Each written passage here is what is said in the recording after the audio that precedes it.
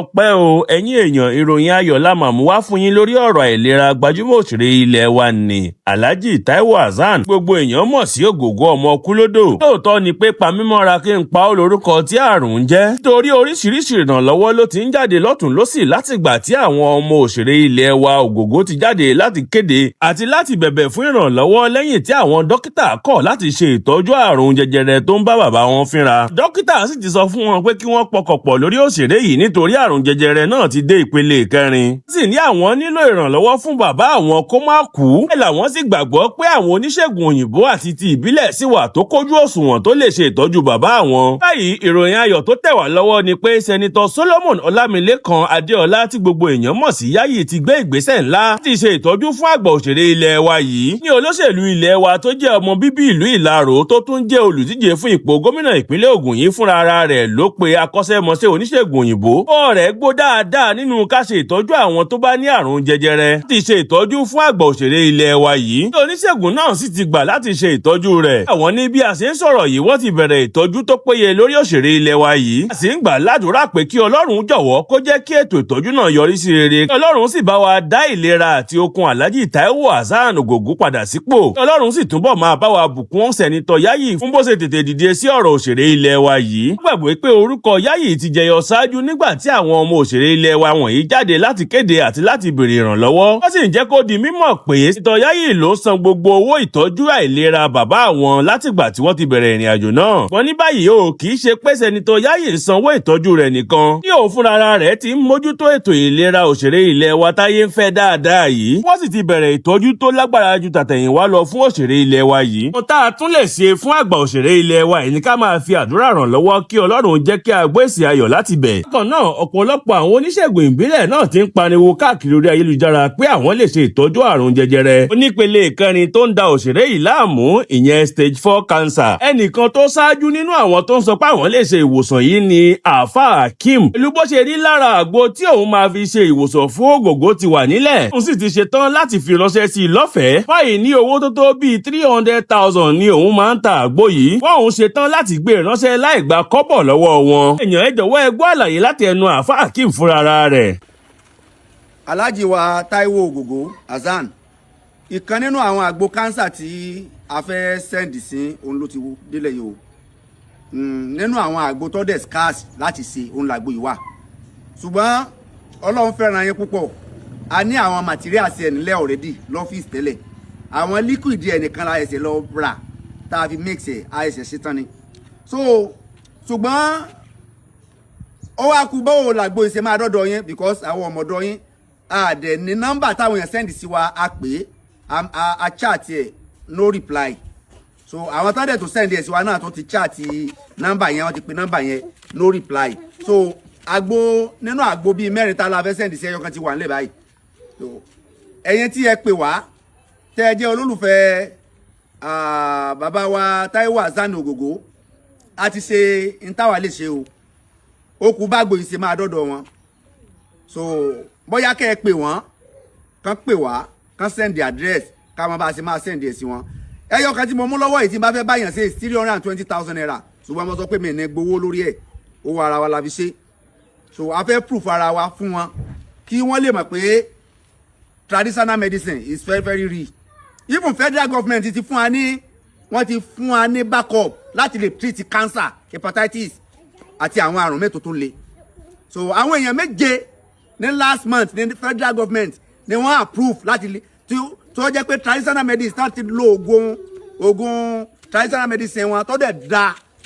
So kí wọ́n lọ lu eléyìí náà kan try rẹ̀. So àwọn mẹ́ta tó kù a máa bá wọn sí àsẹ́ndì sí wọn. Èyí tẹ́ ẹ bá mọ kọ́ńtàkì Alhaji wa Hassan Ogogo. Tọ́ ọ̀rọ̀ lẹ́tí gbọ́ látẹnu Àáfà Hakeem yìí. Àwọn oníṣègùn àti babaláwo mìíràn lóríṣiríṣi náà ló ti jáde pé àwọn ṣetán láti ṣe ìtọ́jú fún àgbà òṣèré yìí. Báwọn kan ṣe ń ṣe àpèjúwe ewé àti egbò àti àwọn nǹkan míì tí wọ́n lè lò mọ́ra wọn. Làwọn kan ń béèrè pé kí wọ́n gbé Ògògó wá sí ọ̀dọ̀ àwọn láti wá gba ìtọ́jú tó péye. Lábìrin yìí ní tiẹ̀ ní Ògògó ti ṣe òun lóore rí. Torí nípasẹ̀ rẹ̀ lòun fi kọ́lé àkọ́kọ́ tí òun kọ́. Ó ní fún díẹ̀ yìí òun ṣetán láti ṣe ìtọ́jú rẹ̀ lọ́fẹ̀ẹ́. Ẹ̀yin èèyàn ẹ jẹ́ ká gbọ́ ọ̀rọ̀ láti ẹnu arábìnrin yìí fúnra rẹ̀. Ẹgbẹ́ Ògògó wá mo máa tọ́jú ẹ̀ ó sì máa dá láàyè padà. Wọ́n ti rí i pé ó ti fẹ́ yíwọ́ lọ́sọ̀rọ̀. bá jẹ́ àìsàn èyí tó wà nínú àgọ́ ara àbí àìsàn jẹjẹrẹ mo ní kẹ́gbẹ́ ní yẹ̀dí àgbọn jẹ́ kí o pè ìrìnjẹ́ mínísọ́ akíkọ́jú obìnrin ọkùnrin ìyá àti aṣíwájú àwòràwọ̀ yẹ̀dí ọ̀sán jẹ́ ni mo pè ní mò ń jẹ́ ẹ bá mi pín fídíò yẹn jẹ́ kó dọ̀dù ẹ̀ ó yá nu ojú rẹ̀ dànù bàbá rẹ̀ ti ṣe mí lóore rí ilé àkọ́kọ́ tí mo kọ́kọ́ kọ́ láyé mi nípasẹ̀ bàbá rẹ̀ ló gbà wá ó yẹ ẹni kó lọ ráàdì mi sórí 08152036369 mi ò béèrè owó lọ́wọ́ yín mo máa tọ́jú ẹ̀ á dẹ̀ dára ìyọkàn á dẹ̀ wá dúpẹ́ ọpẹ́ làwọn jẹ.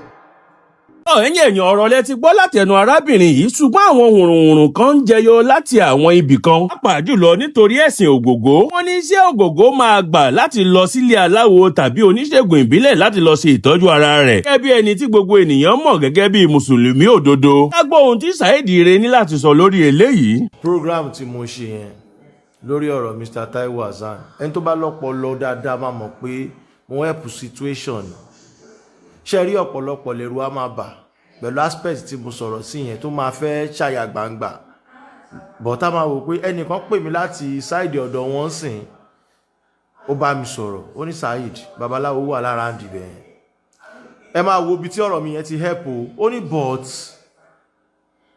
Mr. Taiwo Hassan Muslim ni pé kò tiẹ̀ rìn súnmọ́ àwọn oníṣòògùn àwọn oníṣẹ̀ṣe rárá táwọn bá wá ṣàyà gbangba débẹ̀ tẹ́ni tí ń bá ṣe pé the same nǹkan tí mo sọ yẹn ló máa fẹ́ ṣẹlẹ̀ ṣe rí pé àwọn tó lọ́rọ̀ tó lè survive issue yẹn wọ́n tètè understand mi understand so therefore tẹ́yìn náà bá rí situation yẹn ẹ rí pé mo fi kí àwọn èèyàn láyà ni pé okay o tẹ́ni ti sọ̀rọ̀ evidence ti wà pé okay nǹkan tó ń bà yín lẹ́rù rèé àwọn tó wá bá nífẹ̀ẹ́ bàbá wa Ògògó náà máa ṣàyà gbangba pé anybody tó bá fẹ́ tọ́jú wọn ó lè yọjú ó lè wá ẹnìkan tiẹ̀ sọ onówó wà ńlẹ̀ pé nǹkan tó máa lò wà ńlẹ̀ pé kinní kan but ilẹ̀ aláwọ̀ dúdú ni bí ibi tó ti máa sọ he láàrin 1 minute wọ́n tẹ̀ tún máa sọ bí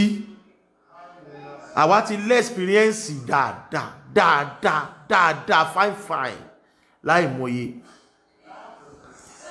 kò sẹ́ni tó kú tẹ̀lé Ègbé ọ̀run o Ègbé ọ̀run ó dẹ̀ ṣàǹfààní fún ọ̀pọ̀lọpọ̀ àwọn èèyàn bọ́ ó kú lè ní òun dà bá ṣe rí ìwọ tó bá ti ṣẹ̀wọ̀n rí tó bá ti rí ọ̀ràn rí ló máa sọ pé ọ̀ràn ò tó nǹkan kan kó tó yí iṣẹ́ yẹn mọ́ ẹ lọ́wọ́ kọ́kọ́ bọ́ta kọ́kọ́ dífẹ́ǹtì ara ẹ̀ náà ṣe rí ó máa yà yín lẹ́nu pé téèyàn bá ṣàyà gbangba sọ́dọ̀ bàbá Ògògó kéré o ẹnìkan sọ pé ṣé Ògògó kéré inú ayé but ẹnìkan bá ṣàyà gbangba ìgbà wọn lẹ máa rí report from police station report from you don't follow the law you take ini kan wo àwa tá ń sọ̀rọ̀ yìí jẹ́ kí n sọ fún ẹ bọ́ ṣe máa ń fúnyàn lóúnjẹ ní prison bóyá wà understand sórí àárọ̀ ráìsì ni ráìsì olómi kò lépo rárá o ọ̀sán ẹ̀wà olómi ṣòròrò ok mo jọ fine boy lójú ẹ àbí ok wọ́n ti ṣe ní ìyá ẹ̀ tọwọ́ tẹsẹ̀ rí ó ti yí ẹ gíran ló gbá wa dé kì í ṣe àwa ò jalè normal àwa ò ṣe kàfẹ́ ní body but gíran wọn ti ṣe ni tó bá ti débẹ̀ yẹn rí orientation ẹ̀ ò lè bá skọ́ọ̀dù mi sórí alẹ́ ẹ̀bà ni wọ́n máa ń tẹ̀ ṣó dẹ̀ rí ẹ̀bà yẹn kò jọ bí òróró kò jọ bí omi tó ń ju àwọn òkú sí wọ́n tó bá ti kú ní prison wọ́n máa jù ẹ́ sómi ni kò sí kankan tó máa ṣẹlẹ̀ ẹ̀bà yẹn lẹ́ máa jẹ pẹ̀lú ọbẹ̀ olómi ṣòròrò nírọ̀lẹ́ ok sórí ìwọ tó ṣe ń gbowó oúnjẹ lọ́wọ́ mọ́mì kò tí ì lè yí ẹ àwa láti jáde síta dáadáa ta ti ríta tán a ríta gidi kò yé tó bá dé station kéèsì kékeré ló máa rò pé o fẹ́ lọ bí deal pẹ̀lú but tó bá dé station wọ́n á kọ àwọn songwrite kan tó jẹ́ pé ò lè understand wọ́n wá mú jáde nínú constitution jáde fún ẹ understand nǹkan tó yẹ kémi pariwo nìyẹn táwọn family Ògògó táwọn ọmọ wọn bá accept pé bàbá ẹ try gbogbo possible best yín sà, kò sí problem. Ibi tó bá wá já sí a máa mọ̀ pé àwa la máa take responsibility. Agreement ni. Ìwọ tó bá fẹ́ tọ́jú Ògògó, mi ò sọ pé kán má tọ́jú bàbá Ògògó, torí àlàáfíà òun ni ọba lèèyàn fi ń gbélé ayé. Kò dẹ̀ mi lè lógògó lẹ́gbọ̀n kí wọ́n á sọ pé kán kú lọ́jọ́ àìpé, kò possible. Kọ́lọ́ má fa àìsàn dán wa wò, kò sẹ́ni tó escape kúrò nínú ẹ̀. Gbogbo apálápátá la dágbádá kú, kọ́lọ́ jẹ́ kọjọ́ jìnnà síra wọn ni. So therefore mi ò sọ pé kéèyàn má help wọn o. Elétí dídi aláìgbọ́ràn tó fi frustration gbọ́ program mi ò sọ pé kán má help wọn, but ṣé oore ò ní di bí? Má wá kọ́mẹ́ǹtì fẹ́mi pé kò lè di bí àbí á di bí. Lọ sílé yẹn kó lọ bá gbogbo àwọn oníṣègùn pọ̀ ládùúgbò wọn, kó bá wọn sọ̀rọ̀ pé eré ò ní di bí o, ẹ ṣe lè tagbára yín bá ká o. Bọ̀ ẹ tí o mọ̀ tó bá kọ̀ lọ bọ́ọ̀lù gbìm, mo fi Ọlọ́run bá búra wá ṣèǹjì ẹ̀ fún ní kọ́ńtírì. Àti ẹ̀wà jẹ́ pé kọ́ńtírì tó ti nífẹ̀ẹ́ ara wọn, kọ́ńtírì tó yẹ kí wọ́n ti ń ṣọ́ ẹ tẹ́lẹ̀, wọ́n ti ń mọ̀nà tó máa gbà mú ẹ. Àwọn ará àdúgbò la kọ́kọ́ kọ allegation wrong yẹ, náà kọ́kọ́ sọ pé bó ṣe máa ń pààyàn kiri nìyẹn. Mẹ́wàá ẹ kò pààyàn rí o, but ó ti bọ́ sí trap. Ẹ tó fẹ́ sun jẹ tẹ́lẹ̀ ọmọ máa fi po rárá. Mo mọ̀ pé àwọn èèyàn mi tó ní làákàyè wọ́n understand mi dáadáa. Bàbá Ògògó, Ọlọ́run máa fún yín lálàáfíà. Wèrè tó kọ́mẹ́ǹtì why are you talking like this sí TikTok, kára pa àwọn tó ní ẹ, torí mi ò sọ nǹkan tí ò dáa, mi ò against bàbá Ògògó. Mo kàn ń sọ yí pé ṣóre ò ní dìbì ni, kọ́ dẹ̀ lè mọ nǹkan tó fẹ́ wọ̀n, mo dẹ̀ sọ price nǹkan tó máa ná fún wọn. Mi sọ pé mo fẹ́ lọ bẹ̀, mi tiẹ̀ lè lọ. Ọlọ́run má dà wá láàmú. But èmi kàn ń suggestion nìyẹn àti attention, no program yẹn suggestion and attention. Ṣé bẹ́ẹ̀ náà lọ school mọ̀ nǹkan tó ń pè ní program yẹn suggestion and attention ni. Àwọn èèyàn tètè máa kọ bí ara sí. Ẹni tó bá fẹ́ dìde á dìde, á mọ̀ pé òun ò ní rí ogun àkóbá àdábá, òun scot free. Torí bó ṣe wà yẹn, level tí bàbá wa Ògògó wà yẹn, ẹ má jẹ́ ń tàn yín, 50-50 ni. 50-50 ni. Anything can happen, it can survive and it may. Ọlọ́run bá mi fún wọn lálàáfíà, wọn ò ní kú lọ́jọ́ àìpé. But sickness yẹn àdúrà ọ̀ràn o, àdúrà ọ̀ràn, solution ìtọ́jú ló ràn. Gbogbo ẹni tó bá fẹ́ ràn wọ́n lọ́wọ́, tó bá fẹ́ bá wọn, tó bá lè bá wọn dù wọ́n, Ọlọ́run kò ní jẹ́ kẹ́ ṣiṣẹ́ gbà. Wọn ò ní gba ọmọ pamọ́ yín lọ́wọ́ lágbára Èdùmàrè. Abíamọ lèmi, mi ń ṣàbíagbá, understand. But ọlọ́pàá ò ní bá yín débẹ̀ nígbà tẹ́ bá kọ́kọ́ pè wọ́n. But anything bá ṣẹlẹ̀, ṣe rí kán kúkú Ọlọ́run gan. Ọlọ́run má yẹ kán kúkú Ọlọ́run. Ọlọ́pàá máa sọ fún yín pé àwọn máa ṣe investigation. Mọ àwọn people yìí ṣá. You can never understand. Nígà, o tí bọ̀ sí trap rí, o tí lè understand. Ọmọ kékeré ló máa pè mí. Ọmọ mi tó ṣe ń forí ọmú ṣeré ló máa pè mí. But má worry. Eléyìí tó máa ṣẹlẹ̀ sí ẹ tó máa fi understand, máa bẹ lọ́wọ́n ọba kọ́lọ́ má jórí. Ẹ̀yin náà ti gbọ́ ọ̀rọ̀ látẹnu Saheed Ire. Ẹ jọ̀wọ́ kí lẹ̀yin rí sí ọ̀rọ̀ náà. Mìíràn tó ń kọ mí lóminú lórí ọ̀rọ̀ yìí ni bí gbogbo èèyàn ṣe di onítọ́jú kánsà ọ̀sán gangan. Ìtajà tẹran sì bẹ̀rẹ̀ sí ní jáde pé àwọn lè ṣe ìtọ́jú Ògògó. Ó sì ń bà mí lẹ́rù ní pé ṣé àwọn ọmọ rẹ̀ kò ní fọkàn tán ẹni tí kò kójú òṣùwọ̀n báyìí. Kọ́lọ́run tọ́ wọn sọ́nà kí wọ́n má lọ sí ẹsẹ̀ gbé nínú gbogbo wàhálà àti àìbalẹ̀ ọkàn yìí, kí wọ́n má wà lọ dákú ohun tó ti wà nílẹ̀ tẹ́lẹ̀. Ẹ já máa bẹ̀rù Ọlọ́run gbogbo nǹkan tá a bá ń ṣe o, especially lórí app tó ń pè ní TikTok yẹn. Ẹ já máa bẹ̀rù Ọlọ́run. Gbogbo timeline wa kún fún ẹ jẹ́ kí fídíò yìí kan bàbá wa Ògògó lára, àwọn mọ̀lẹ́bí wọn tí wọ́n bá lè gbé wá sọ́dọ̀ mi, kankan àtẹni tó mú òrí lásán dání. Ẹ jọ̀ọ́, dáadáa mọ̀ láàrin ara wa pé content lásán ló fẹ́ fi bàbá yìí ṣe. Láwọn nǹkan míì tẹ́lòmíì ń pè lẹ́nu gan tí ò tiẹ̀ tó máa mọ̀ pé tí ò tiẹ̀ tún lòdì wọn fídíò wa pọ̀ lọ.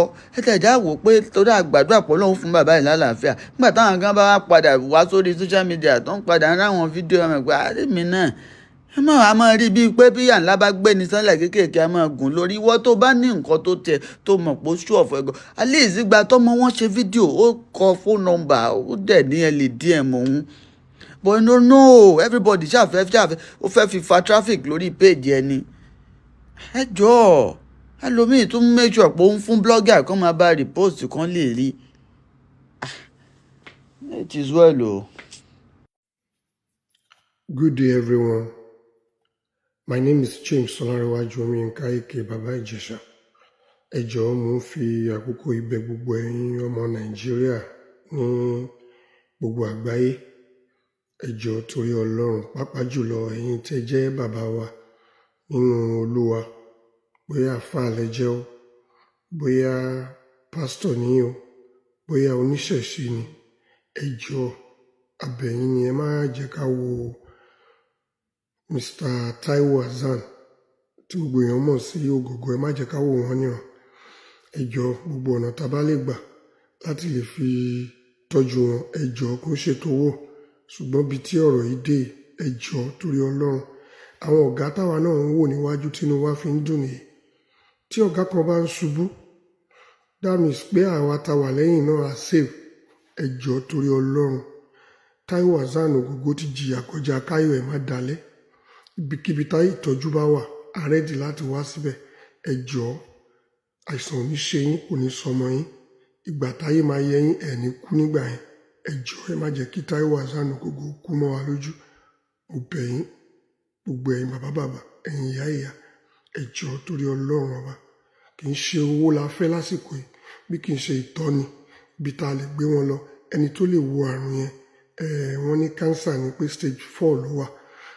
Ẹ jọ̀ọ́ torí Ọlọ́run, ẹ jọ̀ọ́ abẹ̀yìn ni torí Ọlọ́run. Ẹ jọ̀ọ́ ẹ mọ̀ pé iyọ̀ ayé ni wá, àánú wa ní kẹ́ ṣe. Ẹ jọ̀ọ́ ẹ má wò wá níran. Ibikíbi tá bá ti lè rí ìwòsàn yẹn, ẹ jọ̀ọ́ ẹ tọ́ wa sọ́nà. Thank you everyone. Sórí o lè wo fídíò yìí o kò ní what concern me o ṣọ́ mi yẹ má wọrí ọ̀fẹ́ ní gbogbo wa ń gbáyé. Ẹni tí mo fẹ́ sọ̀rọ̀ ẹ̀ yìí, ẹni tí mo wò láti kékeré tó yẹ pé ó deliver iṣẹ́ bí iṣẹ́, aṣọ pọ̀ bí Ogogo wo bí ó dání modern, ó dání kọ́ṣọ́, ó ṣe gbogbo nǹkan, ó deliver. Kí àwọn ọmọ ẹ̀ kọ́ tó lè wà sí online kọ́ máa sunkún pé dádì àwọn ẹ̀ má yẹn kọ́ kú, kò ń sọ̀rọ̀ owó, wọ́n ní wọn lè treat wọn mọ́ ní stage 4 cancer. Ó yẹ kẹ́ mọ̀ pé àwọn ọmọ yẹn, àwọn obìnrin ó ti sún ọkàn gírí, ọ̀rọ̀ yẹn ti ṣọ́ọ̀kì wọn. Mò ń wojú ọba ìtọ́jú wọn tó wá fídíò yẹn lánàá tó sunkún, ó yí gan ó dájú o. So mi yes now immediately táwọn ọmọ yẹn ṣe fídíò yẹn, àwọn colleague àwọn tẹ́tà kan ti sáré repost, àwọn tí ó lè hold ẹ̀, àwọn kan ò ní wá sí online wa post, but ti máa reach out. Hello gbogbo wa 50-50 ní sẹ́, life na dice. Why I'm making this video ọgàn eléyìí? Ẹ̀yin kan máa l'Amẹ́ríkà, Emania, Nàìjíríà ló wà. We need ideas. Máa tag account àwọn ọmọ yẹn, kò ń sọ̀rọ̀ owó, but only the idea, refer, ìpè, connection, suggestion, gbogbo nǹkan la need lásìkò yìí. Because tó bá yẹ pé kí wọ́n ṣe kàn pé àwọn ọmọ yẹn ti wá táwọn ti sọ̀kan tí ó ṣẹlẹ̀ o. Ẹ jọ̀ọ́ o, everybody torí Ọlọ́run. It's a bad news. I swear to God. Ogo.